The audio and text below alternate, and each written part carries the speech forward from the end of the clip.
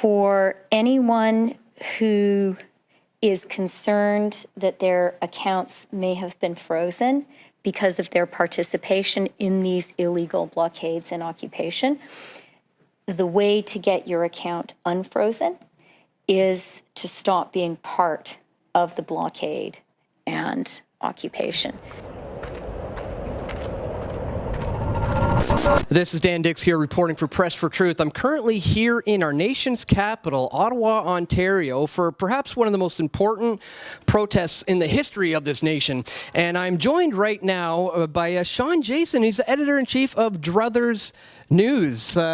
First of all, Shawn, thanks so much for taking some time to speak with us here. I've heard you've recently had your bank account frozen under this Emergencies Act. Now, I want to talk about, how they first revealed this to you. But before we get into that, maybe you could start with, why did they target you in the first place? There's around over 200 people as of today who have been targeted. Why do you think they went after Druthers?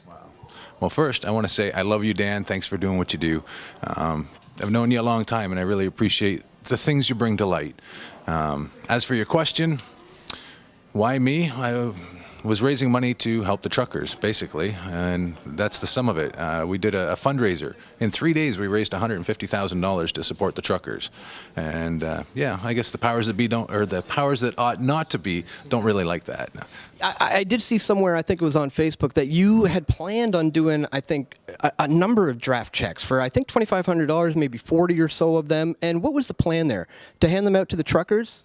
Yeah, the plan, initially the plan was, this fundraiser was to hire truckers, to give them a contract, to hire them to deliver a Druthers to Trudeau's office, with the sense that that would give them the legal, lawful, peaceful way to say, no, I'm not leaving.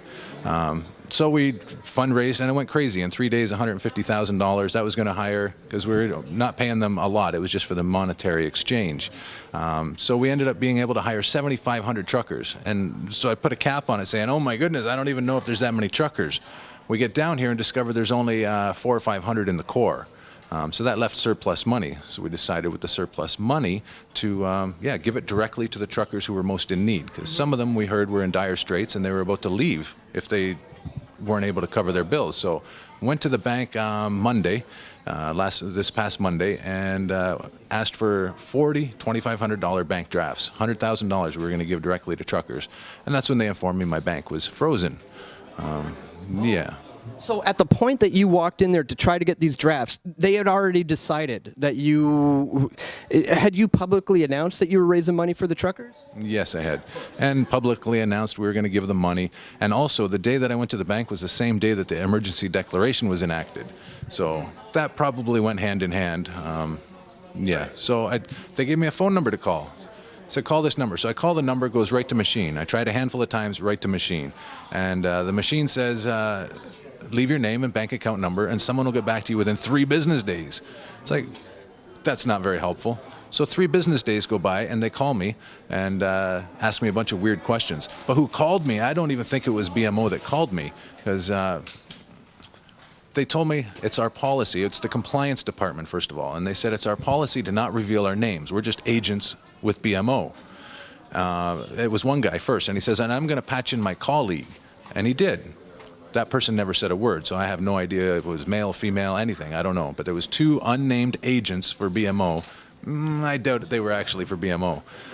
They asked me a bunch of weird questions. I answered their questions as, minimally as I felt appropriate, because, come on, just give me the money. And they said, okay, well, we're going to get back to you within 5 business days. Insane. So then 2 days ago, they called me back again and to ask a few more questions, and then said, okay, we're going to get back to you mid to next week. And that's actually when I kind of gave them a little heck, because it's my only account. It's all my money. I mean, everything's in there. It's the money for the truckers, money for Druthers, my personal money. It's all in one account. Anyway, so I gave them heck, and they said, we'll try to expedite it, but it's not up to us. We got to go to the legal team. And now I'm just waiting for another call back at this point. So you can't currently access your own funds outside of the $100,000 you raised. You currently have no access to any funds. If you need to get groceries or supplies or whatever, you can't access your own bank account right now? No, that's correct. Even the one credit card that I have, it's a BMO credit card. So that's also frozen. I can't use that at all. Yeah. I mean, it sounds like they were doing this supposedly under the invocation of the Emergencies Act, but as I understand it, it's still currently being debated. So do you think this is technically lawful, what they've done to you, or is this something that you might want to fight in the future? I'm going with the belief and faith that it is just temporary. I mean, everything that they've said, Freeland used the word temporary, these agents use the word temporary. In my account, when I log in, it shows your account's temporarily restricted, was the word they used. I really feel like this is just temporary. They're just being difficult so the money doesn't flow to the truckers, and then they're going to release it once they finish clearing out, which they've pretty much done around here in Ottawa already. So I imagine this week they'll be releasing the funds. I'm not going to get uptight. I'm not going to raise a stink unless they keep the money, but I don't think that's going to happen. They're going to return it. So if they return it, is there still a way logistically to be able to get it into the hands of the right people?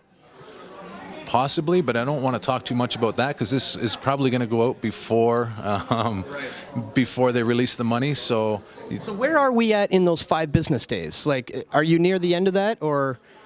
The 5 business days, they called within less than 5 business days. It was 2 days ago they called again and said they would get back to me mid to late next week.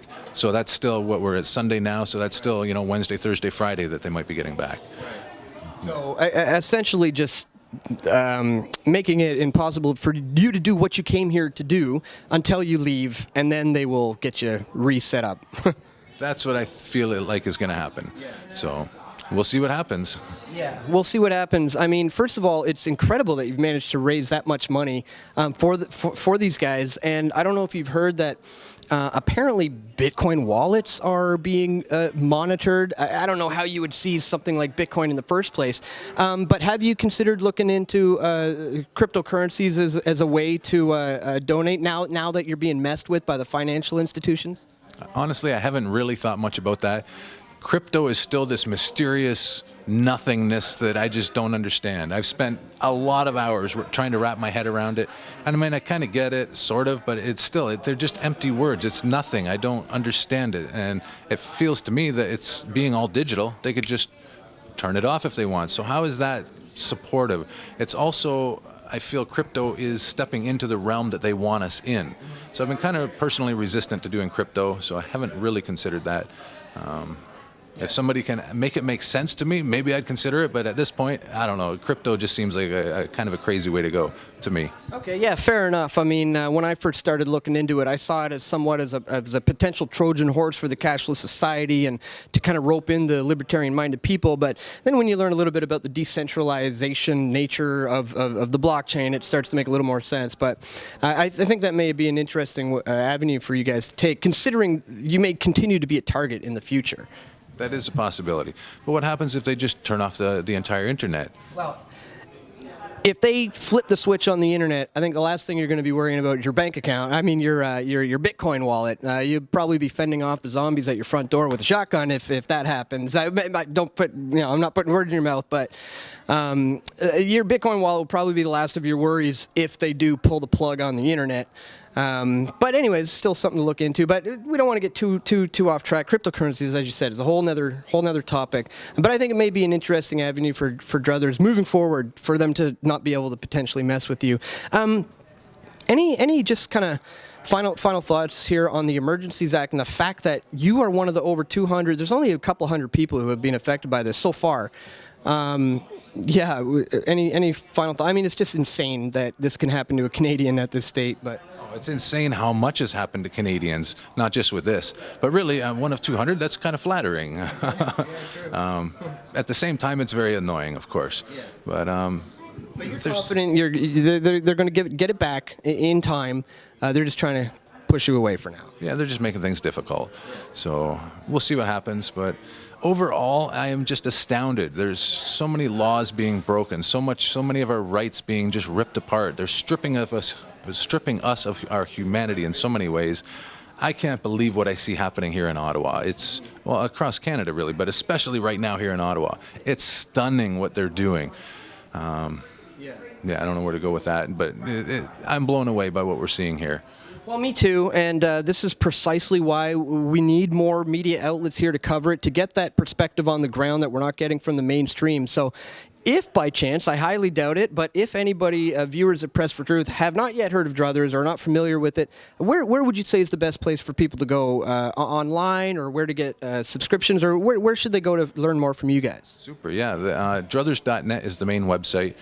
From there, people can donate to print the papers. I mean, the papers, that's how all this began, really. Druthers began as a newspaper in December 2020. 25,000 copies we made that month, and they went so fast. They were so well received. Here we are in our 15th month, and we've now printed, fundraised for, and printed and freely distributed across the country 3.8 million newspapers. That's a lot of seeds of thought that we've been sprinkling into Canadians. So we're making a difference, and it only cost us 10 cents to print and distribute these papers all over the country. So for every $10 somebody donates, that's 100 newspapers, seeds of thought that are put into the Canadians' hands. So it's a powerful way to support this movement in general, and they can do that from the website or at donorbox.org/Druthers. We also offer subscriptions. That's a way to support the functioning of things, because there's a shipping and handling fee. Within that, we do make a few dollars, and so when we have enough subscriptions, it actually sustains us and keeps us fed. So, and that's at druthers.net/subscribe. Okay, well, I want to strongly encourage everybody out there to check out the links, subscribe, support these guys. This is exactly the kind of people we need on the grounds in places like this here in Ottawa, especially when the powers that ought not to be are messing with them the most, like screwing over their personal bank accounts. So check the links in the description. Make sure you support these guys moving forward. And I just want to, once again, thank you for taking the effort to come on out here to Ottawa. And I hope everything gets perfectly resolved as it should for you very soon. Well, you too, Dan. I hear you drove 5 days to get out here and join us. That's really something. Thank you too. Yeah. You're making a difference. For sure. I appreciate that. So yeah, I want to encourage everybody to make sure you subscribe. Check out the links in the description, and you keep up the great work, man. I will. Thank you so much. All right. We all want truth.